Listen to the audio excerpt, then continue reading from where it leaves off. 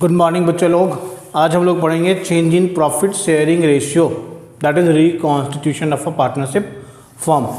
ठीक है, तो आज हम लोग इसके बारे में पढ़ेंगे। इसमें क्या क्या एडजस्टमेंट्स होते हैं उसके बारे में बात करेंगे, कैसे न्यू प्रॉफिट शेयरिंग रेशियो निकलता है या प्रॉफिट शेयरिंग रेशियो चेंज होता है, तो उसके क्या क्या इफ़ेक्ट्स होते हैं और किस किस प्रकार के एडजस्टमेंट्स करने पड़ेंगे, इसके बारे में हम लोग आज पढ़ेंगे। Okay,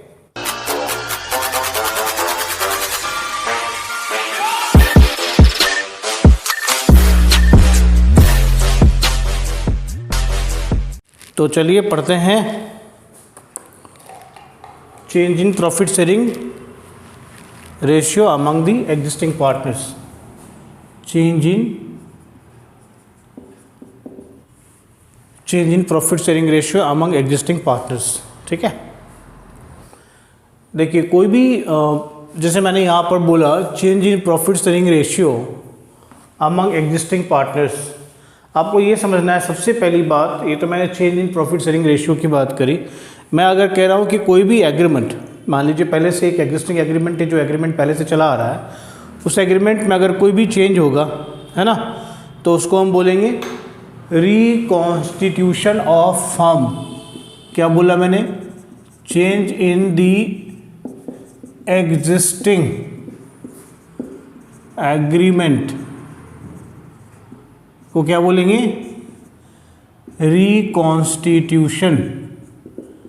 reconstitution of firm. Firm का मतलब यहाँ पर पार्टनरशिप फर्म।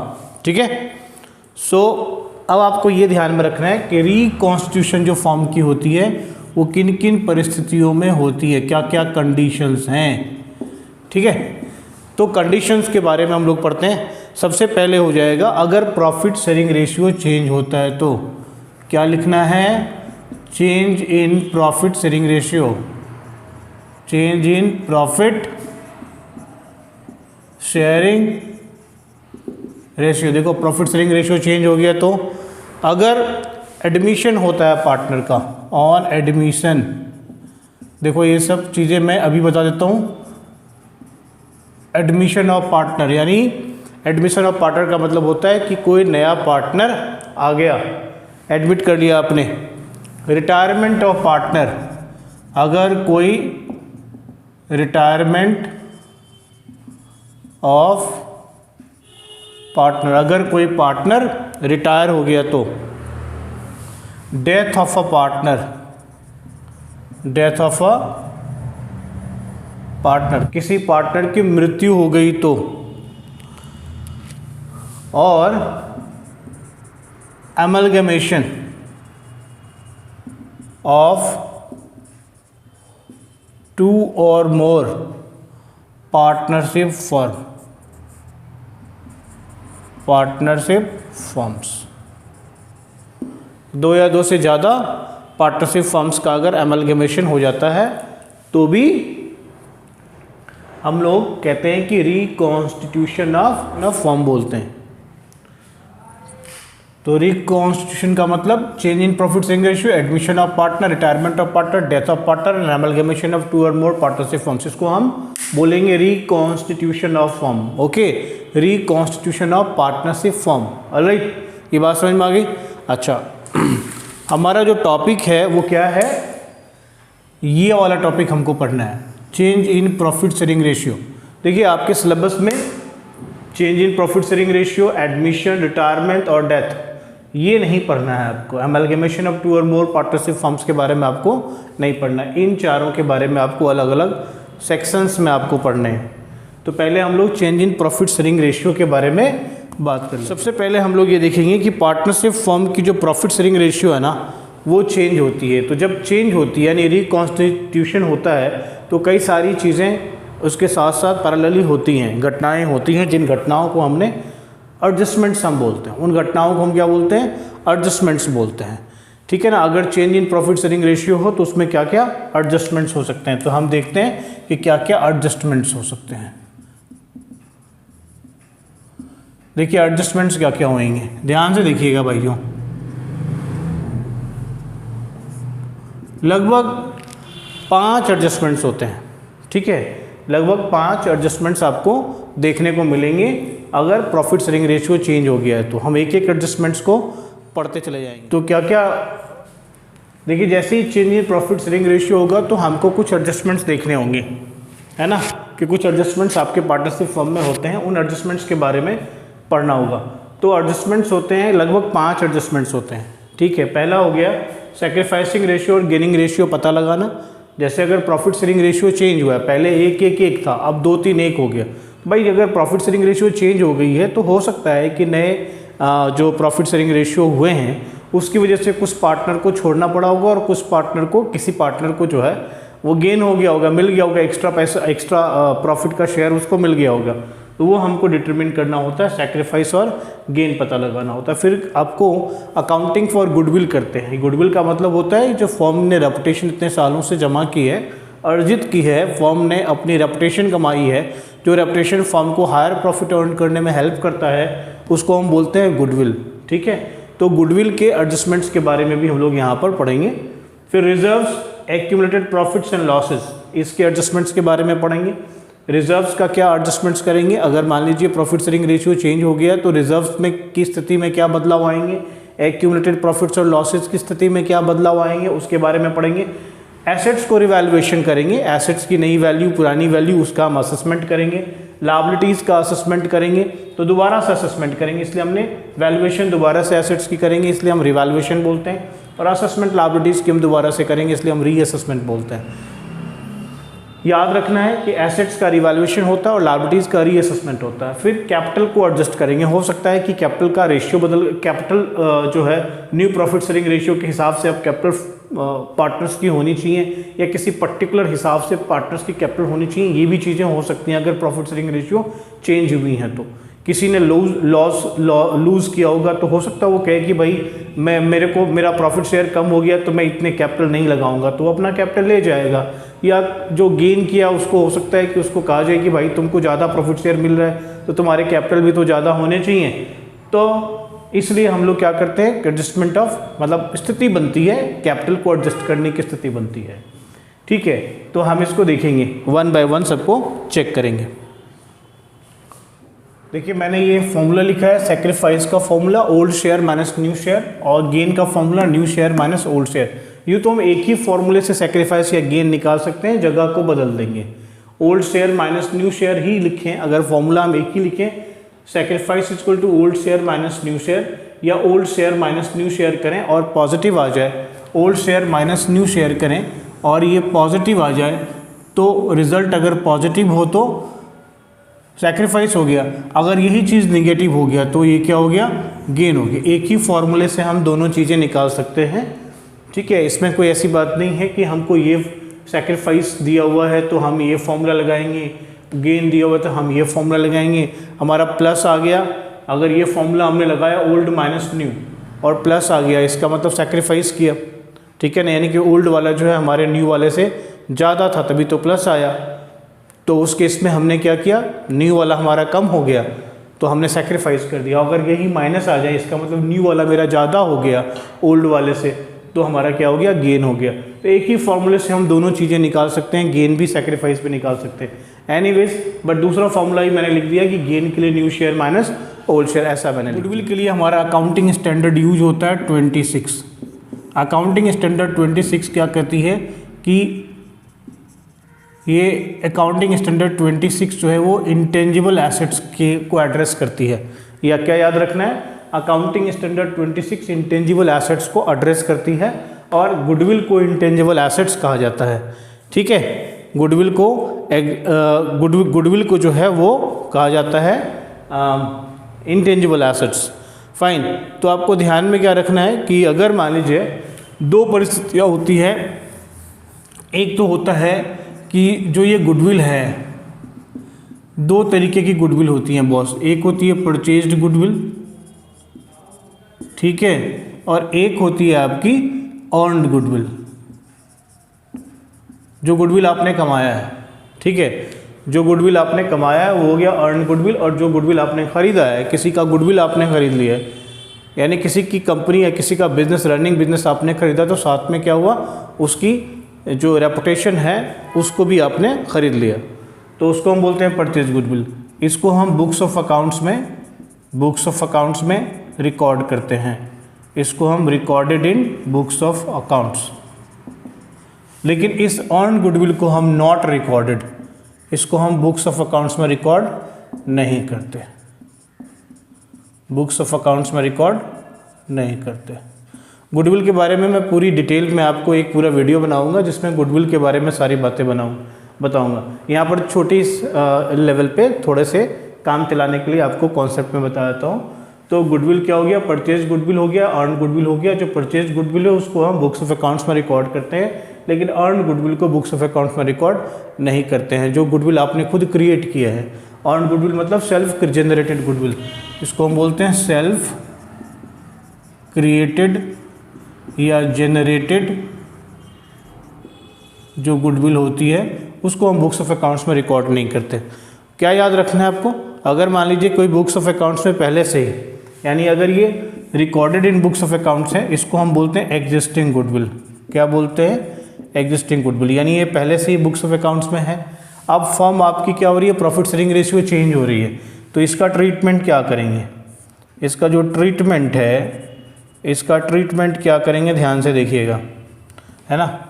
परचेज गुडविल को हम क्या करेंगे, बुक्स ऑफ अकाउंट्स में रिकॉर्ड करेंगे, इसको हम एग्जिस्टिंग गुडविल बोलते हैं। इसका ट्रीटमेंट क्या करेंगे, all partners capital current account debit to goodwill account. मतलब ये हो गया कि इस एग्जिस्टिंग गुडविल को हम क्या कर रहे हैं, राइट ऑफ कर रहे हैं। तो क्या लिखा मैंने, existing goodwill return of in old ratio, correct. तो बस आप इसको यहीं पर समझिए, इतना ही समझिए इस जगह पे। दो बातें आपने अभी सीख ली, एक तो आपने सीखा सैक्रिफाइस और गेन का फॉर्मूला, दूसरा आपने सीखा गुडविल का क्या ट्रीटमेंट करेंगे, तीसरा मैंने बताया था आपको रिजर्व्स और एक्यूमुलेटेड प्रॉफिट के बारे में, तीसरा बताया था। तीसरा आपका है adjustments for reserves and accumulated profit and losses. तो बहुत ही ध्यान से आपको समझना है, ठीक है। जब मैं बात रिजर्व्स की करूँगा तो इसमें 3 टाइप की रिजर्व आपको पढ़नी है, ठीक है। जब भी आप एडजस्टमेंट्स फॉर रिजर्व्स की बात करते हो तो 3 टाइप की रिजर्व्स आपको पढ़नी है, general reserve, workman compensation reserve और इन्वेस्टमेंट फ्लक्चुएशन रिजर्व। देखिए जनरल रिजर्व का क्या करेंगे, what will do with general reserve, what is the treatment. इसको सिंपली क्या करेंगे, जनरल रिजर्व को मैं GR लिखता हूँ, account debit to partners capital और करंट अकाउंट। तो जनरल रिजर्व का ट्रीटमेंट क्या करेंगे, GR यानी general reserve account debit to partners capital और करंट अकाउंट, ठीक है। और यह मैंने नरेशन में लिखा being GR distributed in old ratio, याद रखना है ओल्ड रेशियो में इसको हम बांट देंगे। देखिए वर्कमैन कंपनसेशन जो रिजर्व है, वर्कमैन कंपनसेशन रिजर्व हम क्यों क्रिएट करते हैं, पहले ये समझ लीजिए। वर्कमैन कंपनसेशन रिजर्व क्रिएट करते हैं हम आउट ऑफ जो प्रॉफिट है हमारा, जो प्रॉफिट हमने कमाया है उसमें से एक पार्ट अलग करके रख देते हैं as a workman compensation reserve. कि कभी कभी वर्कमैन को कंपनसेशन अगर पे करना पड़े हमको तो उसके लिए पहले से ही हमने रिजर्व क्रिएट करके रखा हुआ। हो सकता है कि किसी प्रकार की लायबिलिटी हो जाए, वर्कमैन जो है वो घायल हो जाए, उसको कंपनसेशन पे करना हो, या वो उसको आपने नौकरी से निकाल दिया, रिट्रेंच कर दिया, तो वो कंपनसेशन मांगता हो, तो वो भी कंपनसेशन जो भी पेएबल हो उसके लिए वर्कमैन कंपनसेशन रिजर्व आप क्रिएट करते हो। तो सपोज कर लीजिए कि स्थिति ऐसी है, कुछ दो स्थितियां हैं, एक स्थिति मैंने ये बताई और दूसरी स्थिति मैंने ये बताई। पहली स्थिति मैंने बताई कि no workman compensation is payable, अगर कोई भी वर्कमैन कंपनसेशन पेएबल नहीं हो तो इसका मतलब ये हो गया कि जितना भी वर्कमैन कंपनसेशन रिजर्व आपके पास में है वो सारा का सारा पार्टनर्स को डिस्ट्रीब्यूट हो जाएगा to partners capital account, to partners capital या करंट अकाउंट चला जाएगा, ठीक है। यानी सारी की सारी चीज़ें क्या होगी, जितनी भी वर्कमैन कंपनसेशन रिजर्व थी वो रिजर्व किसका था, आउट ऑफ प्रॉफिट आपने क्रिएट किया हुआ। वर्कमैन कंपनसेशन अगर कोई भी पेएबल नहीं हो तो आप क्या करेंगे, workman compensation reserve account debit to partners capital और करंट अकाउंट कर देंगे। रीज़न ये है कि जो वर्कमैन कंपनसेशन क्रिएट किया हुआ था उसके अगेंस्ट कोई लायबिलिटी नहीं है, तो जितनी भी वर्कमैन कंपनसेशन रिजर्व है वो किसको मिल जाएगी, पार्टनर्स कैपिटल को चली जाएगी, पार्टनर्स को चली जाएगी, और वो चली जाएगी ओल्ड रेशियो में, ठीक है। अच्छा, दूसरी स्थिति हम बताते हैं कि नहीं, वर्कमैन कंपनसेशन पेएबल अराइजेस, यानी कुछ ना कुछ वर्कमैन को कंपनसेशन पे करना है। तो इसमें भी 3 परिस्थितियां आप हो सकती हैं, इसको ध्यान देखना है कि जितनी वर्कमैन कंपनसेशन पेएबल है उतनी ही WCR है आपकी, यानी जितना वर्कमैन कंपनसेशन पेबल आपको है, जितनी लायबिलिटी है पे करने की, कुदरती आपका रिजर्व भी उतना ही है वर्कमैन को लेकर के। तो आप सारा का सारा वर्कमैन कंपनसेशन रिजर्व क्या करेंगे, अकाउंट डेबिट करेंगे और टू कर देंगे WCP यानी वर्कमैन कंपनसेशन पेबल। ठीक है, याद रखेंगे WCR मतलब वर्कमैन कंपनसेशन रिजर्व और WCP को मैं बोलता हूँ वर्कमैन कंपनसेशन पेबल। अगर मान लीजिए वर्कमैन कंपनसेशन ज़्यादा हो यानी वर्कमैन कंपनसेशन पेबल जो है वो वर्कमैन कंपनसेशन रिजर्व से ज़्यादा हो, ये परिस्थिति भी हो सकती है। ये हो सकता है कि जो कंपनसेशन पेबल हो वो ज़्यादा हो। ठीक है, तो उस कंडीशन में आप क्या करेंगे कि यहाँ पर 2 जर्नल एंट्रीज आपको पास करनी पड़ेंगी। ठीक है, अब देखिए क्या जर्नल एंट्रीज पास करनी पड़ेंगी। एक तो हो गया कि वर्कमैन कंपनसेशन रिजर्व से कहाँ चला जाएगा, टू वर्कमैन कंपनसेशन पेबल। ठीक है, वर्कमैन कंपनसेशन रिजर्व से कहाँ चला जाएगा, वर्कमैन कंपनसेशन पेबल। अच्छा, वर्कमैन कंपनसेशन पेबल तो मान लीजिए 100 रुपीज़ है और आपकी जो वर्कमैन कंपनसेशन रिजर्व है वो मान लीजिए 80 रुपीज़ का है। तो अब 20 रुपये का जो फासला है उस 20 रुपये के फासलों को हम क्या लिखाएंगे, रिवैल्यूएशन। कैसे दिखाएंगे, देखिए 1 मिनट रुक जाइए, क्योंकि देखो जितने भी कंपनसेशन हैं वो रिजर्व से ज़्यादा है, तो जो भी गैप होगा वो कौन पे करेगा, पार्टनर्स पे करेंगे। और उसके लिए हम एक नया अकाउंट खोलते हैं जिसको बोलते हैं रिवैल्यूएशन अकाउंट, यानी ये रिवैल्यूएशन के थ्रू पेमेंट किया जाएगा या दिया जाएगा। क्या किया आपने, पहली एंट्री तो अगर वर्कमैन कंपनसेशन पेबल जो है वर्कमैन कंपनसेशन रिजर्व से बड़ी हो जाए तो आपके पास में क्या हो जाएगा, WCR डेबिट टू WCP, और इसके बीच का जो गैप होगा यानी ये 20 रुपये का जो गैप मैंने बताया आपको, ये रिवैल्यूएशन में चला जाएगा। रिवैल्यूएशन मतलब कि ये जो एक्स्ट्रा पेबल है ये एक्स्ट्रा पेबल पार्टनर्स ही तो पे करेंगे, लेकिन पार्टनर्स पे करेंगे तो इसके लिए एक स्पेशल अकाउंट क्रिएट किया जाता है रिवैल्यूएशन अकाउंट, उसके थ्रू पे करेंगे। और इसमें से एक दूसरी चीज़, ये एक और एंट्री पास करेंगे, क्योंकि ये एक प्रकार से पार्टनर्स के लिए लॉस है तो एक और एंट्री पास करेंगे और वो दिखाएगा एंट्री कि ये जो लॉस है ये पार्टनर्स बियर कर रहे हैं अपने ओल्ड रेशियो में। किस रेशियो में, ओल्ड रेशियो में बियर कर रहे हैं, ये इसको दिखाएंगे। तो पार्टनर्स कैपिटल और current account debit to revaluation account हम यहाँ पर लिख देंगे। समझ में आई बात। तो इस केस में 2 एंट्री पास करेंगे। तो पहली स्थिति होगी WCP is equal to WCR, तो WCR account debit to workman compensation payable. यहाँ पर तो दोनों बराबर थे, जितनी रिजर्व थी उतनी ही वर्कमैन कंपनसेशन पेबल भी थी। ठीक है, दूसरी स्थिति होगी कि अगर वर्कमैन कंपनसेशन पेबल ज़्यादा हो वर्कमैन कंपनसेशन रिजर्व के लिए से, तो WCR account debit revaluation account debit to workman compensation payable. इसका मतलब हो गया कि आपका वर्कमैन कंपनसेशन पेबल रिजर्व के मुकाबले ज़्यादा, उसके लिए जो डेजिनेटेड रिजर्व है उससे ज़्यादा है, तो जो भी गैप होगा वो एक सेपरेट अकाउंट रिवैल्यूएशन अकाउंट से ये जाएगा। उसके बाद इसी को हम क्या करते हैं, क्योंकि ये पार्टनर्स के लिए एक प्रकार का लॉस है, नुकसान है, पार्टनर्स को बियर करना है, इसलिए ये पार्टनर्स को ही बियर करना है, तो इसके लिए एक और एंट्री पास करेंगे, पार्टनर्स कैपिटल और current account debit to revaluation account. और ये पार्टनर्स के लिए एक प्रकार से लॉस है या लायबिलिटी है, तो इसको पार्टनर्स ओल्ड रेशियो में शेयर करेंगे। तीसरी स्थिति यहाँ पर हो सकती है बॉस की आपकी जो वर्कमैन कंपनसेशन पेएबल है वो वर्कमैन कंपनसेशन रिजर्व से कम हो। अगर ये कम है इसका मतलब क्या हो गया कि आपकी जो WCR अकाउंट है डेबिट टू WCP यानी वर्कमैन कंपनसेशन पेएबल, ये 100 रुपये था और हमको पेएबल सिर्फ 80 रुपये थे, तो हमारे पास में क्या हो जाएगा, जो बाकी के बच जाएंगे वो हम लोग पार्टनर्स कैपिटल करंट अकाउंट बांट लेंगे किस रेशियो में, ओल्ड रेशियो में। ये एक प्रकार से हमारे लिए रिजर्व हमारा, हमको जो हिस्सा था 20 रुपये का हिस्सा था वो 20 रुपये पार्टनर्स आपस में सारे के सारे क्या करेंगे, डिस्ट्रीब्यूट कर लेंगे। समझ में आ रही है बात। तो workman compensation reserve debit to workman compensation payable to partners capital और करंट अकाउंट। ये क्या हो गया, रिजर्व आपकी कंपनसेशन से ज़्यादा थी, रिजर्व आपकी कंपनसेशन से ज़्यादा थी, या आप उल्टा भी कह सकते हो कि जो कंपनसेशन पेएबल है वो हमारी रिजर्व से के मुकाबले कम है।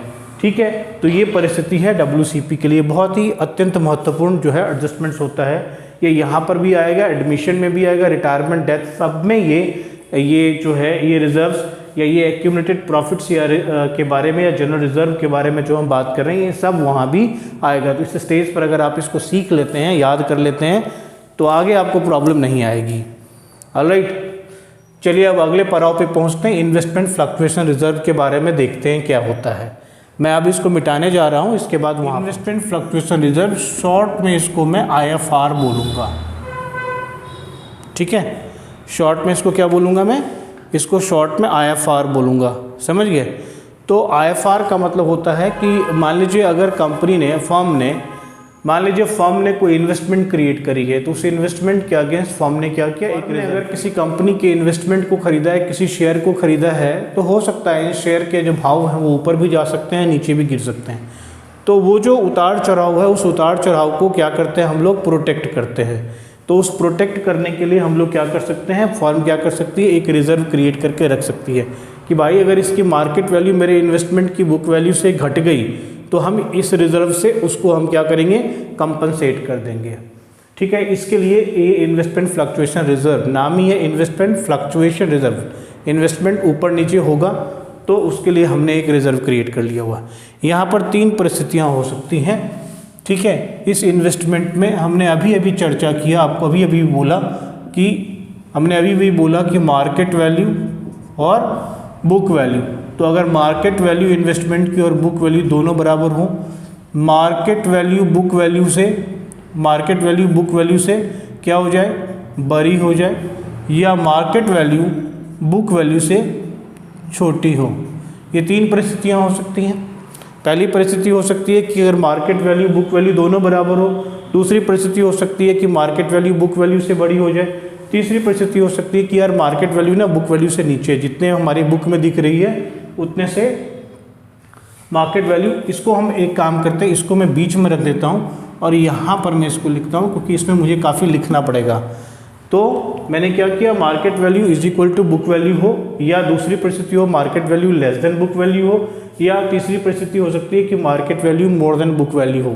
यानी जितने की इन्वेस्टमेंट यहाँ पर हो गए कि मान लो अगर 100 रुपये की बुक वैल्यू है तो 100 रुपये मार्केट वैल्यू दिख रही है, market value less than book value. अब यहाँ पर देखना पड़ेगा, स्थितियाँ कई सारी होती हैं। Market value more than book value हो, यानी ये 110 रुपये है और ये 100 रुपये है, ठीक है। तो यहाँ पर हो सकता है कि ये 100 रुपये है और ये कभी 90 हो जाए, है ना, कभी 80 हो जाए, कुछ भी हो सकता है। तो market value less than book value है। तो ये बात समझ में आ गई आपको एग्जाम्पल के थ्रू। देखिए, अगर आपकी मार्केट वैल्यू, यानी मैंने यहाँ पर क्या क्रिएट किया हुआ, IFR क्रिएट किया हुआ, अगर मार्केट वैल्यू बुक वैल्यू के बराबर हो तो जितनी भी रिजर्व, उस रिजर्व का कोई काम नहीं है तो सारे रिजर्व क्या करेंगे, पार्टनर्स आपस में बांट लेंगे। IFR account debit to partners capital या करंट अकाउंट कर देंगे। ओल्ड रेशियो में इसका हम बंटवारा कर लेंगे, याद रखना है, ओल्ड रेशियो में बंटवारा करेंगे। अगर market value less than book value हो तो यहाँ पर ना 3 परिस्थितियाँ हो सकती हैं, है ना, कि फॉल इन मार्केट में, नीचे की एरो का मतलब हो गया fall in market value is equal to IFR। क्या हो सकता है कि मार्केट वैल्यू में जितनी गिरावट आई है उतना ही आपके पास में फ्लक्चुएशन रिजर्व है, या fall in market value is more than IFR, ये सिचुएशन भी हो सकती है, या fall in market value is less than IFR, ये सिचुएशन हो सकती है कि fall in market value is less than IFR। तो ये 3 परिस्थितियाँ यहाँ पर हो सकती हैं। आप समझ सकते हो कि जो मार्केट वैल्यू गिरी है तो वो जो गिरावट है, यानी वो जो गैप है, वो गैप हो सकता है आपके रिजर्व के बराबर हो सकता है उस गैप से आपका रिजर्व कम हो सकता है उस गैप के मुकाबले रिजर्व आपकी ज़्यादा हो, ये हो सकता है। ये तीनों परिस्थितियाँ हो सकती हैं, है कि नहीं है। मान लीजिए आपके पास में रिजर्व 100 रुपीज़ की है और मार्केट वैल्यू जो है 5000 से गिर के, या मार्केट वैल्यू जो है मान लीजिए बुक वैल्यू 100 रुपये है, आपके पास रिजर्व जो है 50 रुपये का है और मार्केट वैल्यू जो है ना वो 50 रुपये गिरी है, तो रिजर्व और मार्केट वैल्यू में फॉल कितने का हो गया, 50 रुपीज़ का हो गया, तो बराबर हो गया। Fall in market value more then IFR, अब मार्केट वैल्यू जो है आपकी 30 रुपये हो गई है, कहाँ 100 का शेयर था 30 रुपये हो गया, लेकिन रिजर्व में तो 50 रुपये ही हैं, तो आपकी रिजर्व और गिरी कितने से है, 70 रुपये से गिरी है। तो 50 और 70 यानी 20 रुपये फालतू गिरी है। रिजर्व तो 50 तक ही कवर करेगा ना, रिजर्व तो 50 तक ही कवर करेगा। उसके बाद जो 20 रुपये हैं वो कहाँ से लाएंगे, वो तो पार्टनर्स ही देंगे। वो एक परिस्थिति बनेगी। Fall in value less then IFR है। अच्छा, फॉल इन वैल्यू मान लीजिए आपके पास में IFR 50 है, अब मार्केट वैल्यू 100 से गिर के हो जाती है 80, तो 20 रुपये से ही फॉल हुआ, लेकिन 50 रुपये का रिजर्व आपके पास में, तो रिजर्व से 50 रुपये कंपनसेट करके बाकी के 30 होंगे तो किसके पास जाएंगे, पार्टनर्स के पास ही तो जाएंगे। यस, तो इस स्थिति में आप लोग क्या करेंगे, मार्केट वैल्यू और IFR दोनों क्या है, बराबर है। अगर मार्केट वैल्यू और IFR दोनों ही बराबर हो, जब ये दोनों ही वैल्यू बराबर हो जाए तो सीधी सीधी बात है कि ये जो IFR है, IFR account debit to investment कर देंगे। क्या करेंगे, IFR डेबिट टू इन्वेस्टमेंट कर देंगे। ठीक है, तो जितने की वैल्यू थी, जितनी फॉल हुई है, इन्वेस्टमेंट की वैल्यू जितने से फॉल हुई है उतने ही भाई तुम्हारे रिजर्व में थी। तो इन्वेस्टमेंट आपका एसेट होता है, उसकी वैल्यू फॉल हो गई तो उसको क्रेडिट में डाल दिया, और कंपनसेट किससे किया, IFR से किया। अब देखिए, अगर फॉल इन वैल्यू जो है वो ज़्यादा हो तो पहले तो IFR से कंपनसेट करेंगे, तो IFR डेबिट टू लिखेंगे, IFR डेबिट टू लिखेंगे इन्वेस्टमेंट, IFR डेबिट टू लिखेंगे, IFR डेबिट टू लिखेंगे इन्वेस्टमेंट। लेकिन जो वैल्यू फॉल हुई है, जितने से फॉल हुई है ना, जो IFR जितने से फॉल हुई, यानी जो फॉल इन इन्वेस्टमेंट है, जो आपकी फॉल इन इन्वेस्टमेंट है more than IFR, fall in value हुई है, वो फॉल इन वैल्यू जो है वो किससे कंपनसेट करेंगे हम, तो यहाँ पर हम लोग लिखेंगे रिवैल्यूएशन। क्या लिखेंगे, रिवैल्यूएशन लिखेंगे। कंपनसेट किससे करेंगे, रिवैल्यूएशन से। तो यहाँ पर एक दूसरी एंटर भी पास करेंगे, क्योंकि रिवैल्यूएशन जो है वो एक प्रकार से यहाँ पर क्या हो गया, ये कौन बियर करेगा, पार्टनर्स बियर करेंगे। तो पार्टनर्स कैपिटल और current account debit to revaluation account, यानी जो भी लॉस होगा, और ये हो जाएगा ओल्ड रेशियो में। ये कहानी ठीक से समझ लीजिए कि अगर IFR फॉल इन वैल्यू हो गई, अगर फॉल इन वैल्यू IFR से ज़्यादा हो गई, तो जो मैंने अभी कहा कि जो कंपनसेशन होगा वो कंपनसेशन किसके थ्रू होगा, रिवैल्यूएशन के थ्रू होगा। और ये देगा कौन, तो पार्टनर देगा। तो पार्टनर देगा भाई साहब, तो पार्टनर्स के कैपिटल अकाउंट डेबिट हो जाएंगे टू रिवैल्यूएशन, यानी लॉस जो है ये बियर कौन करेगा, पार्टनर्स करेंगे, तो ओल्ड रेशियो में बियर करेंगे। अगर मार्केट वैल्यू का फॉल IFR से कम हो, बहुत अच्छी बात है, आप करेंगे IFR डेबिट, आप क्या करेंगे मित्रों, IFR डेबिट टू करेंगे इन्वेस्टमेंट, और इन्वेस्टमेंट को रिकवर करने के बाद भी जो बच जाएगा वो चला जाएगा किसके पास, पार्टनर्स कैपिटल या करंट अकाउंट में चला जाएगा। समझ में आई बात। चलिए, अगर मार्केट वैल्यू बुक वैल्यू से बड़ी हो जाए, मार्केट वैल्यू बुक वैल्यू से बड़ी हो जाए, तब तो कोई प्रॉब्लम ही नहीं है। मार्केट वैल्यू बुक वैल्यू से बड़ी हो गई है ना, तो जब मार्केट वैल्यू बुक वैल्यू से बड़ी हो जाएगी बॉस, तो बहुत ही, अगर मार्केट वैल्यू बुक वैल्यू से बड़ी हो जाए तो बड़ी अच्छी बात है। देखिए, अगर मार्केट वैल्यू बुक वैल्यू से ज़्यादा बड़ी हो जाए तो यहाँ पर 3 परिस्थितियाँ निकल के आती हैं, 3 एंट्रीज़ को हम लोग देखते हैं। पहली बात तो मार्केट वैल्यू बुक वैल्यू से बड़ी हो गई, यानी भाई देखो, तुम्हारे पास जो भी IFR है, जो भी रिजर्व बचा हुआ है, उस रिजर्व का तुम कोई प्रयोग नहीं करोगे, क्योंकि तुम्हारा रिजर्व तो बचा हुआ है। तो सारा रिजर्व क्या हो जाएगा, जितने भी IFR हैं, जितने भी रिजर्व्स हैं, वो IFR अकाउंट डेबिट टू हो जाएगा पार्टनर्स कैपिटल और पार्टनर्स कैपिटल या करंट अकाउंट में चला जाएगा। दूसरी सिचुएशन क्या होगी, देखो तुम्हारी इन्वेस्टमेंट की वैल्यू बढ़ गई है, तो तुम्हारी इन्वेस्टमेंट की वैल्यू बढ़ गई है तो तुमको क्या हो गया, इन्वेस्टमेंट की वैल्यू से फ़ायदा हो गया, तो investment account debit to revaluation account, एक एंट्री ये पास हो जाएगी। और तीसरी एंट्री, चूँकि ये रिवैल्यूएशन का प्रॉफिट है या इन्वेस्टमेंट की वैल्यू बढ़ गई है, तो इनडायरेक्टली पार्टनर्स को क्या हो गया, फ़ायदा हो गया। और ये फ़ायदा जो है रिवैल्यूएशन के थ्रू हम लोग इसको रिकॉर्ड करते हैं।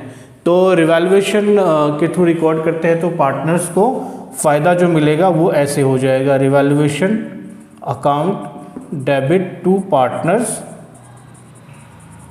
कैपिटल या करेंट अकाउंट, और वो भी किस रेशियो में, तो ओल्ड रेशियो में। ये कहानी समझ में आई, ठीक है। तो ये 3 परिस्थितियाँ, 3 एंट्रीज के थ्रू आप इस परिस्थिति को हैंडल कर सकते हो, मार्केट वैल्यू मोर देन अगर बुक वैल्यू होगी तो।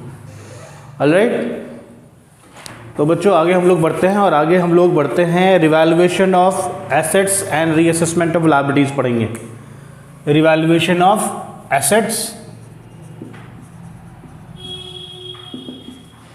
Revaluation of assets and reassessment of liabilities, ये हमारा अभी इसको करेंगे। ठीक, अब देखिए मैंने क्या वर्ड यूज़ किया है, रिवैल्यूएशन किया है। तो एसेट्स का रीवैल्यू होता है, दोबारा से वैल्यू करते हैं हम लोग। जैसे ही प्रॉफिट शेयरिंग रेशियो में चेंजेज आएंगे वैसे ही ये सारे काम किए जाएंगे। एसेट्स का रिवैल्यूएशन किया जाएगा और लायबिलिटीज़ की जाएगी। ठीक है, तो देखिए रिवैल्यूएशन ऑफ एसेट्स होगा तो जो क्या होगा, होगा क्या, ध्यान से देखना है। 3 परिस्थितियां हो सकती हैं भाई साहब।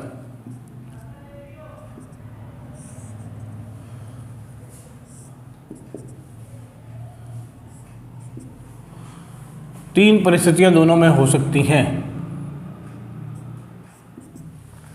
पहली परिस्थिति हो जाएगी एसेट्स की वैल्यू बढ़ जाएगी, दूसरी परिस्थिति हो जाएगी एसेट्स की वैल्यू घट जाएगी, तीसरी परिस्थिति हो सकती है कोई अनरिकॉर्डेड एसेट्स थे। तो देखिए क्या परिस्थितियां होंगी, या तो एसेट्स की वैल्यू बढ़ेंगी या एसेट्स की वैल्यू घटेंगी, या कुछ ऐसे एसेट्स होंगे जो पहले रिकॉर्ड नहीं किए थे और अब जब प्रॉफिट शेयरिंग रेशियो चेंज हो रहा है या रिकॉन्स्टिट्यूशन हो रहा है पार्टनरशिप फॉर्म का, तो पता चला कि ये एसेट्स तो हैं यार, हमने इसको रिकॉर्ड नहीं किए थे। तो इसका क्या करेंगे, इधर लायबिलिटी में आ जाएगी। जब लायबिलिटी की रीअसेसमेंट करेंगे, दोबारा से आंकेंगे तो देखेंगे कि लायबिलिटी या तो बढ़ गई है या उसकी वैल्यू घट गई है, या फिर वैसे ही कि पहले हमने कोई लायबिलिटी थी जिसको हमने रिकॉर्ड नहीं किया था, अब सडनली हमको पता चल रहा है जब मैं रिकॉन्स्टिट्यूशन ऑफ पार्टनरशिप फॉर्म कर रहा हूँ, यानी कि change in profit sharing ratio मतलब रिकॉन्स्टिट्यूशन ऑफ पार्टनरशिप फॉर्म, तो वहाँ पता चल रहा है कि यार ये लायबिलिटी पहले तो थी, हमने रिकॉर्ड नहीं करा था। अब अगर एसेट्स बढ़ जाए तो जर्नल एंट्री क्या पास करेंगे, assets account debit to revaluation account. ठीक है, अच्छा एसेट्स अगर घट जाए तो revaluation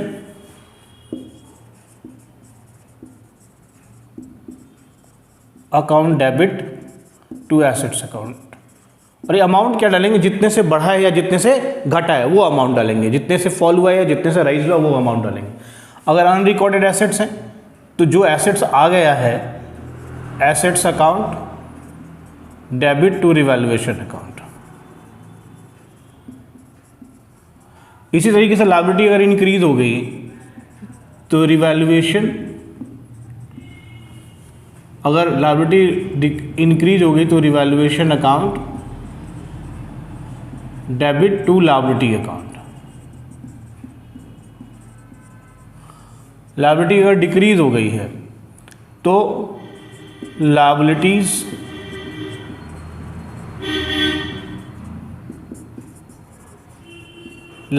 account debit to revaluation account. अगर अनरिकॉर्डेड लायबिलिटी है तो फिर से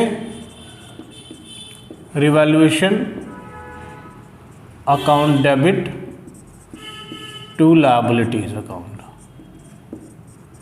ठीक है, तो क्या एंट्रीज हमने पास की, अगर एसेट्स इंक्रीज होगी तो assets debit to revaluation, assets decrease होगी तो रिवैल्यूएशन टू एसेट्स, और अनरिकॉर्डेड एसेट्स के लिए एसेट्स टू रिवैल्यूएशन, यानी सेम एंट्री। ये और ये एंट्री क्या है, सेम है। ठीक है, लायबिलिटी अगर इंक्रीज कर गई तो देखो यहाँ एसेट इंक्रीज कर गई तो asset to revaluation, liability increase करेगी तो revaluation to liabilities, in reverse entry. Liability घट गई तो लायबिलिटी टू रिवैल्यूएशन, यहाँ क्या लिखा, रिवैल्यूएशन टू एसेट्स लिखा। ऐसे भी आप याद कर सकते हो, अनरिकॉर्डेड एसेट्स के लिए assets to revaluation, unrecorded liability के रिवैल्यूएशन टू लायबिलिटीज। ये कर लिया हमने। इसके बाद देखेंगे एक वो बहुत ही महत्वपूर्ण चीज़ है रिवैल्यूएशन। रिवैल्यूएशन में अगर मान लीजिए ये सब कुछ एंट्रीज आपने पास कर दी तो देखेंगे रिवैल्यूएशन में या तो प्रॉफिट होगा, रिवैल्यूएशन में या तो प्रॉफिट होगा या लॉस होगा। तो रिवैल्यूएशन का क्रेडिट टोटल ले लीजिए, क्रेडिट टोटल, और रिवैल्यूएशन का ले लीजिए डेबिट टोटल। इन दोनों को कंपेयर कीजिए, इन दोनों को कंपेयर कीजिए। अगर आपकी क्रेडिट बैलेंस डेबिट से ज़्यादा हो तो क्या हो गया, प्रॉफिट ऑन रिवैल्यूएशन हो गया। क्या हो गया, प्रॉफिट ऑन रिवैल्यूएशन हो गया। और जब प्रॉफिट ऑन रिवैल्यूएशन होगा तो पार्टनर्स प्रॉफिट ऑन रिवैल्यूएशन को लेंगे। किसको मिलेगा ये प्रॉफिट ऑन रिवैल्यूएशन, पार्टनर्स को मिलेगा। तो एंट्री क्या पास हो जाएगी, revaluation account debit to partners capital या करंट अकाउंट। ठीक है। अच्छा, इसी तरीके से अगर आपकी क्रेडिट लेस देन डेबिट हो जाएगी, आप कह सकते हो डेबिट लेस देन क्रेडिट हो जाती है, तो ये हो जाएगा loss on revaluation. Loss on revaluation ये दिख रहा है क्या, उससे नीचे नहीं आएगी। ठीक है, तो इस केस में जर्नल एंट्री क्या पास आप करोगे, partners capital account debit to revaluation account. ये बात समझ में आ गई। तो ये सारी बातें आपकी समझ में आ गई, वेरी गुड। इसमें एक और मुद्दा आता है, इसमें जो मुद्दा आता है वो आता है ये जो रिवैल्यूएशन है या ये जो change in profit sharing ratio है, ये फर्म का रिकॉन्स्टिट्यूशन है। तो फर्म के रिकॉन्स्टिट्यूशन पे कुछ खर्चे होते हैं, है ना। तो उन होने वाले से मोबाइल आपके क्वेश्चन में आएंगे, हमेशा नहीं आते, कभी कभार ही आते हैं। तो आप लिखेंगे एक्सपेंसेस ऑन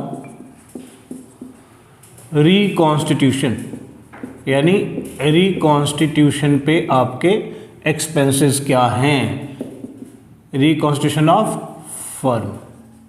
ठीक है, तो रिकॉन्स्टिट्यूशन होगा तो उसमें कुछ खर्चे होंगे, या कई बार लोग बोल देते हैं रिवैल्यूएशन भी। तो ध्यान से देखिए, एक्सपेंसेस और रिकॉन्स्टिट्यूशन ऑफ फर्म के लिए 4 सिचुएशंस हो सकते हैं। पहला, when remuneration is paid to a partner for reconstitution, firm ने पार्टनर को पैसे दे दिए, कहा कि भैया लो और तुम जो है ना अपना सारा खर्चा करो। उस केस में एंट्री पास करेंगे revaluation account debit to partners capital account. ठीक है, रेम्युनरेशन पे कर दिया पार्टनर को, पार्टनर अब सारा खर्चा करेगा, तो एंट्री होगी रिवैल्यूएशन टू पार्टनर्स कैपिटल और करंट अकाउंट। दूसरी सिचुएशन होगी कि पार्टनर ही बियर करेगा एक्सपेंसेस और पे भी पार्टनर ही करेगा, पार्टनर ही बियर करेगा, पे भी पार्टनर ही करेगा, उस केस में कोई एंट्री पास नहीं करेंगे। तीसरी, born bye partner paid by firm, हो सकता है कि बियर तो पार्टनर को करना है लेकिन पे फर्म करती है, तो partners capital current to cash bank, इतने से पार्टनर डेबिट हो जाएगा। अच्छा, expenses incurred and paid by firm, firm ने ही एक्सपेंसेस इनकर किए और फर्म ने ही पे किए, तो रिवैल्यूएशन टू कैश और बैंक। ऑलराइट, तो ये स्टोरी समझ में आ गई, वेरी गुड। तो इस रिवैल्यूएशन अकाउंट को आप देख रहे हो, इस रिवैल्यूएशन अकाउंट में क्या है कि जो भी तुमने जर्नल एंट्री करी है उसी की पोस्टिंग हम कर रहे हैं। क्या पोस्टिंग करें, तो तुमने क्या किया था, रिवैल्यूएशन टू एसेट्स, जब एसेट्स घट गई थी तो यहाँ पर आ गया लायबिलिटीज, यानी जो एसेट्स घटी हैं, इंडिविजुअल एसेट्स की हम बात करेंगे, और जितने से घटी है वो वैल्यू डालेंगे। वैल्यू क्या डालेंगे, जितने से घटी है बाय इसको आप जितने से घटी है समझ लीजिए, जितने से घटी, यानी कि 1 लाख का था और ये हो गया 75,000, तो 25,000 रुपये आप लिखेंगे यहाँ पर, by that much amount. So assets liability अगर घटी तो यहाँ पे दिखाएंगे, देख रहे हैं, लायबिलिटी अगर बढ़ी तो इधर, एसेट्स बढ़ा तो इधर, अनरिकॉर्डेड एसेट्स इधर, अनरिकॉर्डेड लायबिलिटी इधर। अच्छा, ये तो जो 3 सेट्स हैं वो तो आपने कर लिए। अब पार्टनर्स कैपिटल अकाउंट और करंट अकाउंट, अभी आपको मैंने बताया था जो भी रेम्युनरेशन है या रिकॉन्स्टिट्यूशन के जो खर्चे हैं वो अगर उसके लिए रेम्युनरेशन अगर फर्म ने पार्टनर को दे दिया है तो आपने revaluation to partners capital account journal entry pass की थी, तो यहाँ पर ये आ गया। ये नहीं, अगर फर्म ने बियर किया और फर्म ने पे किया है खर्चे, तो टू कैश आपने यहाँ पर लिख दिया, कैश और बैंक लिख दिया, यहाँ लिखा हुआ मैंने reconstitution expenses paid by firm, remuneration for reconstitution, यहाँ पर मैं आपको थोड़ा सा इलाबोरेट और कर देता हूँ, रेम्युनरेशन फॉर रिकॉन्स्टिट्यूशन, समझ गए। तो ये हो गया कैश बैंक। अच्छा, ये जब हम करेंगे तो ये जो इस साइड की जो टोटल है वो मान लीजिए अगर बड़ी हो जाती है इस साइड के मुकाबले, मैंने कहा था रिवैल्यूएशन का क्रेडिट अगर बड़ा हो जाता है, रिवैल्यूएशन के डेबिट से तो प्रॉफिट हो गया, तो प्रॉफिट का डिस्ट्रीब्यूशन हो जाएगा, प्रॉफिट और revaluation transfer to partners capital और करंट अकाउंट, और वो भी किस में होगा, ओल्ड रेशियो में होगा।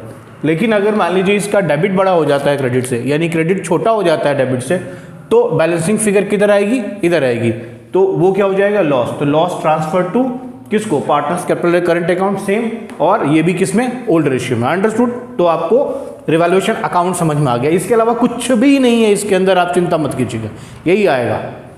ध्यान में रखना है, दो वर्ड्स ध्यान में रखने हैं, टू और बाय। दो वर्ड्स क्या ध्यान में रखने हैं, टू और बाय। देखिए जब भी बोले कि एसेट्स की वैल्यू टू, यानी ये हो गई है फॉल, टू माने हो गया है फॉल, या जब टू करेंगे ना तो यहां पर टू का मतलब है कि ये वैल्यू दिखा रहा है, नई वाली वैल्यू दिखा रहा है। टू मतलब हो गया न्यू वैल्यू दिखा रहा है, टू मतलब हो गया कि नई वैल्यू दिखा रहा है आपको। बाय मतलब क्या हो रहा है, डिफरेंस दिखा रहा है, ये ध्यान में रखना है। और आपको क्या लेना है, डिफरेंस लेना है। टू अगर बोले लाइन में तो बोलना है, समझना है कि न्यू वैल्यू दिखा रहा है, ठीक है। तो ये ऊपर भी जा सकता है, नीचे भी जा सकता है।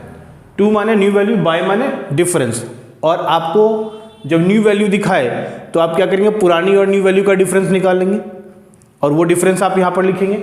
और अगर डिफरेंस अगर बाय बोल रहा है तो ऑटोमेटिकली डिफरेंस बोल रहा है, तो जो अमाउंट वहाँ पर लिखा वही अमाउंट आप यहाँ पर ले आएंगे, ठीक है। ये एक क्रिटिकल सा सब्जेक्ट है, सब बच्चों के दिमाग में नहीं आती ये चीज़ें, तो मैंने इसलिए बोल दिया। ओके, ये बात समझ में आ गई। टू मतलब न्यू वैल्यू, बाय मतलब डिफरेंस। न्यू वैल्यू माने क्या, न्यू और पुरानी वैल्यू को कंपेयर कर देंगे, जो डिफरेंस होगा उसको हम यहाँ पर लिखेंगे। और बाय मतलब डिफरेंस, तो डिफरेंस ही है और यही अमाउंट हम क्या करेंगे, लिखेंगे। ओके, तो ये बात समझ में आ गई, रिवैल्यूएशन भी समझ में आ गई। Very good. देखिए ये जो कुछ भी अभी आपने किया है वो कैसे, वो क्यों किया है। अगर आपके क्वेश्चन में ऐसा हो कि जो भी नई वैल्यू है उसको रिकॉर्ड करना है, अब पुरानी वाली वैल्यू को भूल जाओ, नई वाली वैल्यू को रिकॉर्ड करो, तो उस केस में आपने ये सारी हरकतें की हैं, ये सारे जो है काम किए हैं, रिवैल्यूएशन अकाउंट बनाया, जर्नल एंट्रीज वगैरह पास करी, ये सब कुछ किया आपने। कब, जबकि आपको नई वाली वैल्यू बुक में लिखनी है। अब पोजीशन ये आ सकती है कि नई वाली वैल्यू यानी कि revised value not to be, यानी जो नई वाली वैल्यू है वो आपको रिकॉर्ड नहीं करनी है। तो उस कंडीशन में एक टर्म यूज करते हैं हम लोग, नेट इफेक्ट, ठीक है। नेट इफेक्ट क्या होता है, तो जितने भी एसेट्स के, प्लस कर दीजिए, एसेट्स फॉल हो रहा है माइनस कर दीजिए, लायबिलिटीज फॉल हो रहा है माइनस कर दीजिए, लायबिलिटीज प्लस कर दीजिए, अनरिकॉर्डेड एसेट्स प्लस कर दीजिए, अनरिकॉर्डेड लायबिलिटीज माइनस कर दीजिए। अब आपका आ जाएगा नेट। नेट या तो प्लस होगा या माइनस होगा। देखो मित्रों, अगर प्लस होगा और अगर माइनस होगा, प्लस होगा तो प्रॉफिट हो गया, है ना, और ये हो गया तो लॉस हो गया। इस केस में एंट्री क्या पास करेंगे, देखिए जर्नल एंट्री पास करेंगे, यहाँ लिखेंगे sacrificing partners capital account debit to gaining partners capital या करेंट अकाउंट आप लिख सकते हैं। अगर प्रॉफिट हुआ तो एंट्री क्या पास करेंगे, प्रॉफिट हुआ यानी कि प्लस हुआ तो समझ लीजिए प्रॉफिट हुआ, तो ये हो जाएगा गेनिंग पार्टनर्स कैपिटल या current account debit to sacrificing partners capital या करंट अकाउंट, ठीक है। तो सैक्रिफाइसिंग रेशियो में बांट देंगे आप। ये नेट इफेक्ट है, इसको ध्यान में रखिएगा। ये तब होगा जब रिवाइज्ड वैल्यू यानी नई वाली वैल्यू आपको बुक में रिकॉर्ड नहीं करनी है, आपको पुरानी वाली वैल्यू से ही बुक को लेके चलना है। लेकिन नई वैल्यू का इफेक्ट तो आप दिखाएंगे तो एक single adjustment entry journal entry से दिखा देंगे आप। ये सबको प्लस माइनस करेंगे, अगर वैल्यू प्लस आई तो जो नेट इफेक्ट है इसको हमने बोला क्या, नेट इफेक्ट। अगर प्लस आ गई तो प्रॉफिट मान लेते हैं और गेनिंग टू सैक्रिफाइसिंग कर लेते हैं, अगर माइनस आ गया तो लॉस मान लेते हैं, सैक्रिफाइसिंग टू गेनिंग कर लेते हैं। ओके, ये बात भी समझ में आ गई, वेरी गुड।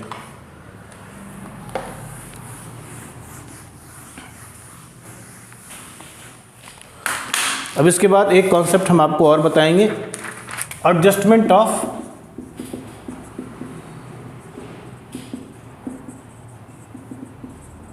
कैपिटल, ठीक है।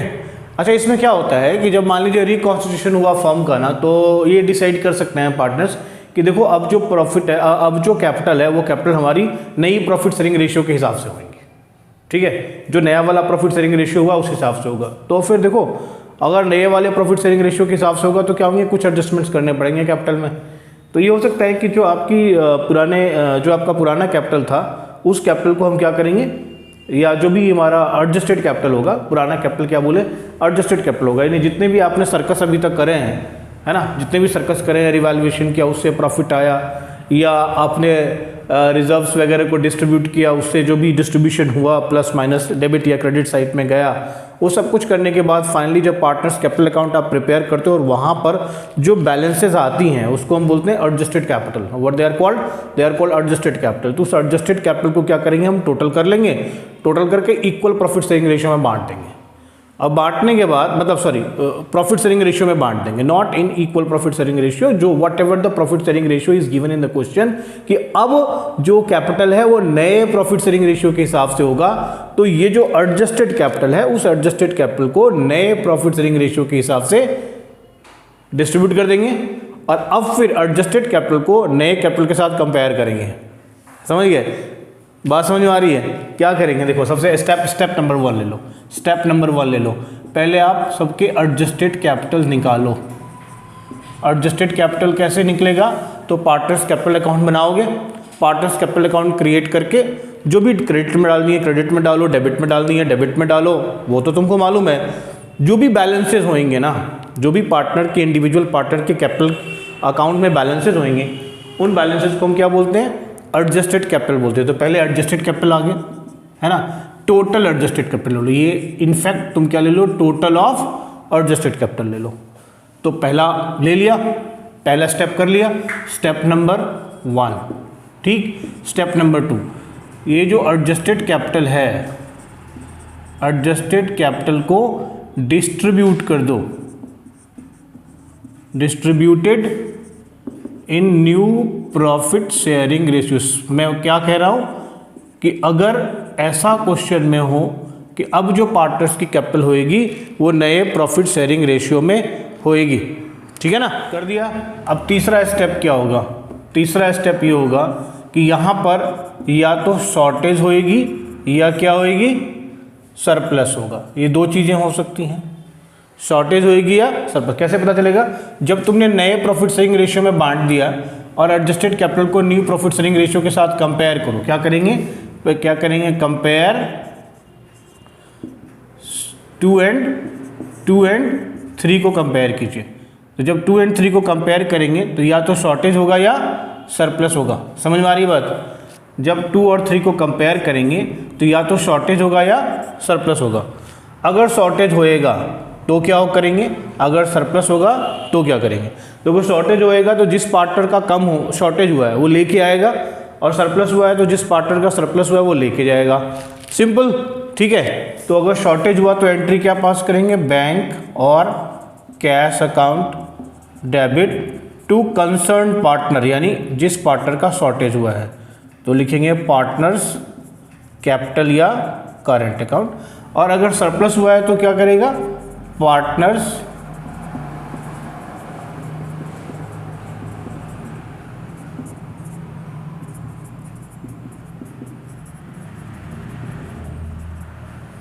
क्या कहा मैंने, सेकेंड और फर्स्ट और सेकेंड को अब क्या करेंगे,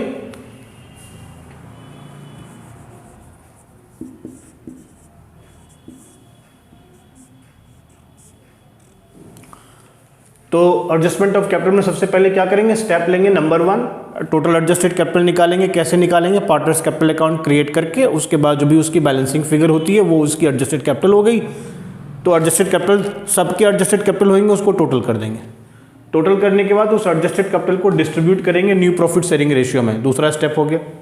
अब जो एडजस्टेड कैपिटल थे पार्टनर्स के इंडिविजुअली, उसको कंपेयर करेंगे जो डिस्ट्रीब्यूशन हुआ नए प्रॉफिट शेयरिंग रेशियो के हिसाब से। दोनों को कंपेयर कर दिया, कंपेयर कर दिया तो क्या रिजल्ट होगा, सरप्लस होगा या शॉर्टेज होगा। अगर शॉर्टेज होगा तो पार्टनर लेके आएगा तो एंट्री पास करेंगे bank account, cash account debit to partners capital या करंट अकाउंट। सरप्लस होगा तो लेके जाएगा तो partners capital, current account debit to cash और bank account, and that is it. कोई प्रॉब्लम है? Any problem? No problem, understood, very fine. ठीक है, इस तरीके से सारे कॉन्सेप्ट जो हैं वो change in profit sharing ratio के जितने भी कॉन्सेप्ट्स हैं सारे कॉन्सेप्ट्स कंप्लीट हो गए। अब इन कॉन्सेप्ट्स के बाद हम इसके ऊपर थोड़े से प्रैक्टिकल्स करेंगे, वो हम अगले वीडियो में करेंगे। ठीक है, तब तक के लिए धन्यवाद। ओके।